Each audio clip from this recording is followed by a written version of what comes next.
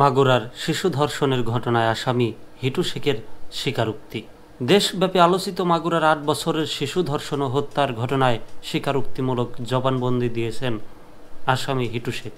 রবিবার 12:30টায় মাগুরা সদর থানায় প্রেস ব্রিফিংয়ে পুলিশ সুপার মিনা মাহমুদা এসব তথ্য জানান।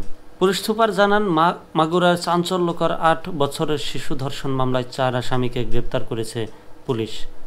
এ মামলার অন্যতম আসামি হিটু শেখ শনিবার বিকালে আদালতে 164 ধারায় জবানবন্দি দিয়েছেন। মামলার বাকি 3 আসামিকে আমরা এখনও জিজ্ঞাসাবাদ করছি। এ মামলার সংক্রান্ত আলামত আমরা সংগ্রহ করে সিআইডিকে পাঠিয়েছি ফরেনসিকের জন্য। প্রসঙ্গত, শনিবার মামলার তদন্তকারী কর্মকর্তা সদর থানার ওসি তদন্ত আলাউদ্দিন সর্দার মামলার প্রধান আসামি হিটু শেখকে মাগুরার চিফ জুডিশিয়াল ম্যাজিস্ট্রেট আদালতে উপস্থাপন করেন। এ সময় সিনিয়র জুডিশিয়াল ম্যাজিস্ট্রেট সব্যসাচী রায় তার খাস কামরায় হিটু শেখের দোষ স্বীকারোক্তিমূলক জবানবন্দি লিপিবদ্ধ করে নথিভুক্ত করেন।